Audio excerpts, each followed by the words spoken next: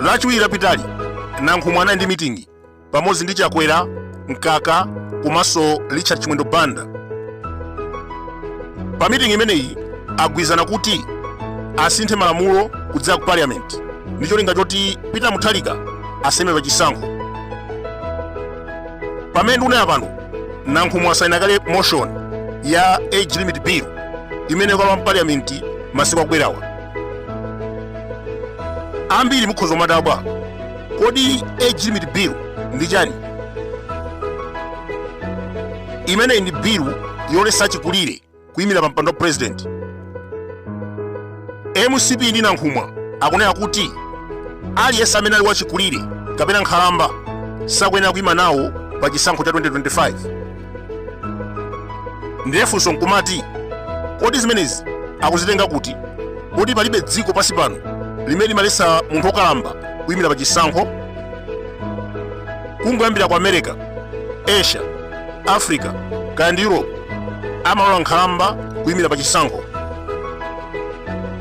Kodi MCP ndi Nankhumwa malamulo amenewa ofuna kumuletsa Mutharika kuti asayime 2025 akuwatenga kuti? Taonani ku America, president wawo Joe Biden ndi nkhalamba. Kodi Donald Trump amene akupikisana ndi Biden ndi nyamata? Joseph Boakai ku Liberia, Lula da Silva ku Brazil komanso Tinubu ku Nigeria onsewa ndi nkhalamba.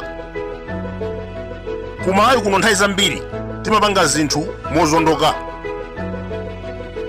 Malo moti akhazikitse malamulo oletsa mbava zakatangale kuyimira pa chisankho akulimbana ndi achikulire. Kodi nkhalamba sizimavota? Akufuna kuwakaniza kuti asameme pa chisankho koma kuwalola kuti azivota. Is that making sense? Ndalama zimene Chakwera akupereka kwa Nankhumwa ndi Dausi ndi misonkho ya Malawi ndipo akuzipeza munjira yakatangale. Pamene une apano mankhwala akusowa zipatala, kuli njala komanso mphawi. Mbali nayi Chakwera akutenga ndalama nkumakagulira ma MP akuti asinthe malamulo ndi cholinga choti Mutharika asayime.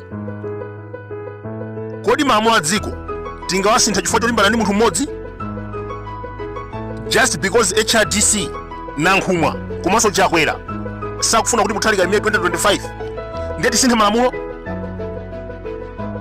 Ndikukumbutseni kunena kuti 1964 pamene atsamunda amasiya dzikoli kunali malamulo a democracy. Koma atangoyamba kulamulira MCP 1964 anasintha zonsezo ndikubweretsa dictatorship system of government. Kuyambira 1971 kupikisana ndi Kamuzu pa chisankho unali mlandu, kuyambisa chipani unali mlandu, komanso kukhala munthu otchuka inali mistake yayikulu. Amakumanga, kukulanda katundu komanso kachita tsoka amakuponyera kudziwera ng'ona. Leronso tikuona mbiri ikufuna kubwerezedwa. Pamene amalowa mboma mu 2020 Chakwera anapeza malamulo a democracy. Koma chifukwa choti walephera economically ndipo akudziwa kuti sangawine, wayambapo kulimbana ndi onse amene akuoneka ngati chiopsezo.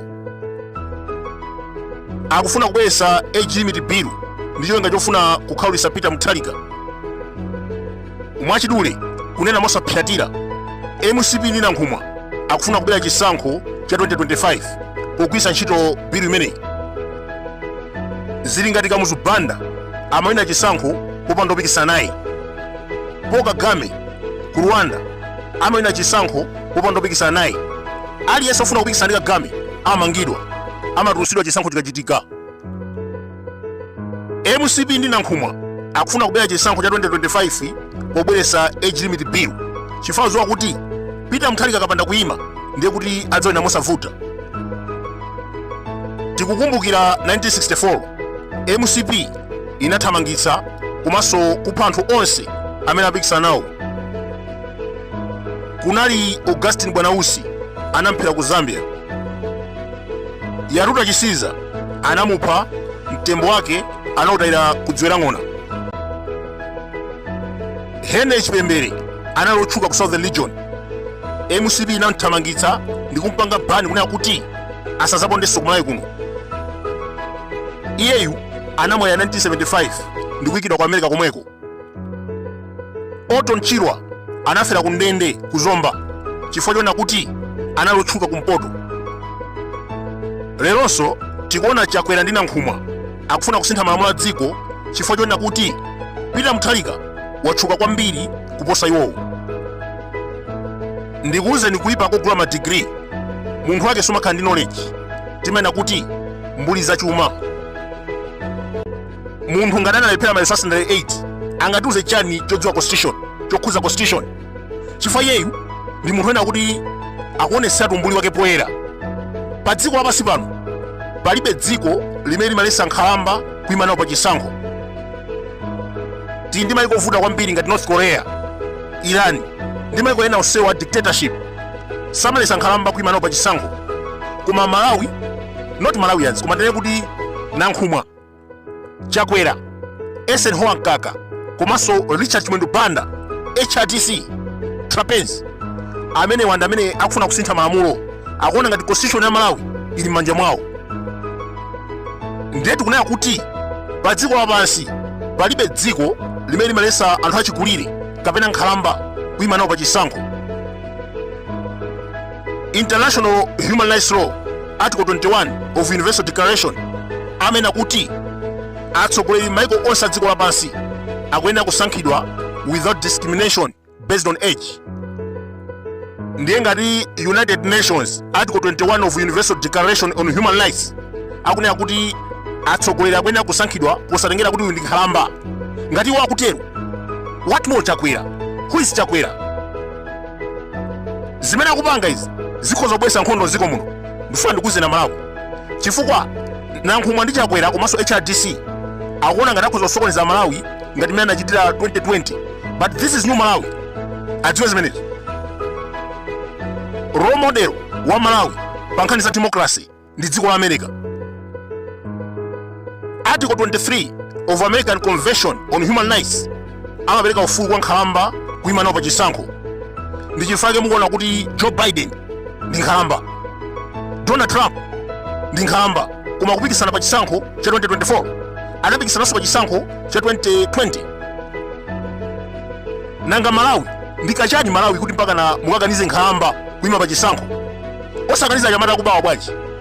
Chakwera 3 years yokha walemera modabwisa ndi billionaire, koma iyeyo akakamira kuti ayime pa chisankho chikhaliro ndi wakuba ndi akufuna kumakaniza nkhalamba kuti isayime pa chisankho. Is that fair? Mwachidule amene akufuna kubweretsa age limit bill ku parliament ndi anthu olephera, and chimene akufuna is to block the will of the people come 2025. Iwowa ngakhale mwana wang'ono akudziwa kuti alephera kuyendetsa dziko, aba ndrama, azuza anthu ndi kukweza katundu, and now they want to bring back dictatorship yomwe ija yakamuzipanda.